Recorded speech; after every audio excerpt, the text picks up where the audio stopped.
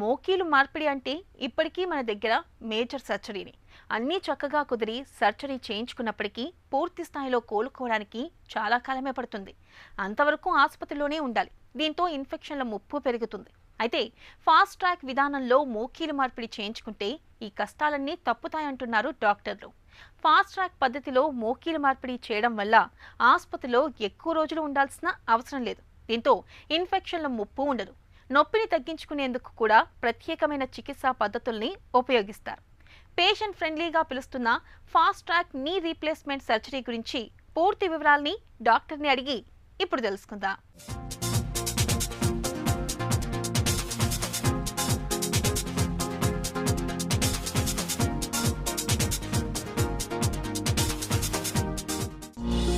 Fast track knee replacement అంటే ఏంటి? పాత రోజుల్లో 2 వీక్స్ ఉండేవాళ్ళు ఒక పేషెంట్. నీ రీప్లేస్మెంట్ అయినాక 2 వీక్స్ హాస్పిటల్లో ఉండేవాళ్ళు. ఇప్పుడు 2 డేస్లో డిశ్చార్జ్ చేస్తున్నాము. ఈ కొందరు ఇప్పుడు నార్త్ ఇండియాలో, ఇప్పుడు హైదరాబాద్లో కూడా విదిన్ ద సేమ్ డే కూడా డిశ్చార్జ్ చేయగలుగుతున్నారు. ఇప్పుడు ఈ రోబోటిక్స్ వచ్చేసినాక అండ్ పార్షల్ నీ రీప్లేస్మెంట్ ఒక ఆపరేషన్ ఓన్లీ మొత్తం జాయిన్ కాకుండా ఓన్లీ ఆ బిట్ మార్చడం వల్ల సేమ్ డే కూడా డిశ్చార్జ్ చేయొచ్చు. దానికి అంత అడ్వాంటేజ్ ఏం లేదు. నిజంగా ఒక 1-2 డేస్ హాస్పిటల్ ఉంటేనే కంఫర్టబుల్గా ఉంటారు పేషెంట్స్ కూడా. ఆ 1-2 డేస్లో కొంచెం అబ్జర్వేషన్లో పెట్టినా కూడా బెటర్. సో ఫాస్ట్ ట్రాక్ అనేది వచ్చింది ఈ మధ్య, ఎస్పెషల్లీ యూఎస్లో బాగా పాపులర్ అయింది. కానీ దానివల్ల అంత అడ్వాంటేజ్ చూడట్లేదు. నేను ఐ థింక్ ఒక 1-2 డేస్ ఉంటే డాక్టర్ కూడా చూడగలుగుతారు. ఏమైనా ప్రాబ్లం ఉంటే ఇమీడియట్గా సాల్వ్ చేయగలుగుతారు. సో 1-2 డేస్ ఉంటే బెటర్ అనిపిస్తుంది. మరీ 5 డేస్ 1 వీక్ అవసరం లేదు. కానీ same day discharge, fast track discharge అంత అడ్వాంటేజెస్ అనిపించట్లేదు నాకైతే. ఫాస్ట్ ట్రాక్ విధానంలో ఆసుపత్రిలో గడిపే వ్యవధిని ఎలా తగ్గిస్తారు? ఫాస్ట్ ట్రాక్ అంటే సేమ్ డే డిశ్చార్జ్ నిజంగా సక్సెస్ఫుల్ అవ్వాలంటే ఒక ప్రాపర్ రీహాబిలిటేషన్ సెంటర్స్ ఉంటాయండి.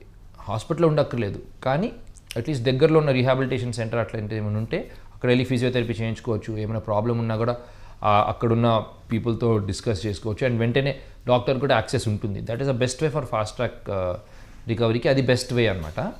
బట్ మోస్ట్ ఇంపార్టెంట్ దాంట్లో కూడా ఇంపార్టెంట్ ఏంటంటే ఫిజియోథెరపీ.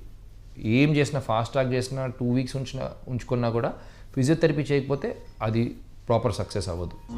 ఫాస్ట్ ట్రాక్ విధానంలో పెయిన్ మేనేజ్మెంట్ ఎలా ఉంటుంది?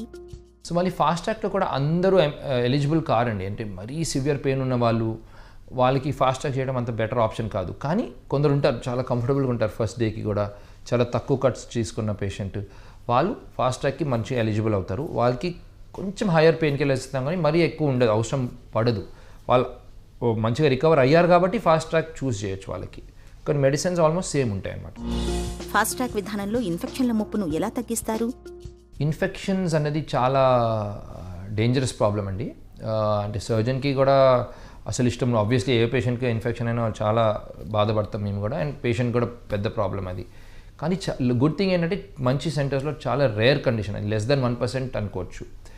అది అవాయిడ్ చేయడానికి కొన్ని ప్రికాషన్స్ తీసుకోవాలండి. ఫస్ట్ థింగ్ ఏంటంటే మేము సర్జరీ చేసే ముందు ప్రాపర్గా స్క్రబ్ చేసుకుంటాం హ్యాండ్స్ని. అట్లీస్ట్ ఒక 3 to 5 minutes స్పెండ్ చేస్తాం స్క్రబ్ చేయడంలో. థియేటర్స్ కూడా చాలా ప్రాపర్ వేలో ఉండాలి. లామినార్ ఎయిర్ ఫ్లో అని ఒకటి ఉంటుంది, అది మొత్తం బ్యాడ్ ఎయిర్ అంతా బయటికి పుష్ చేసేస్తుంటుంది అనమాట. సో అన్ని స్మాల్ సెంటర్స్లో ఉండకపోవచ్చు, కానీ బిగ్ సెంటర్స్లో డెఫినెట్గా లామినార్ ఎయిర్ ఫ్లో ఉంటుంది. సెకండ్, లోపలికి వెళ్ళినాక, థియేటర్ లోపలికి వెళ్ళినాక పేషెంట్ది మొత్తం leg clean almost 15 minutes clean చేయడంలో స్పెండ్ చేస్తాము.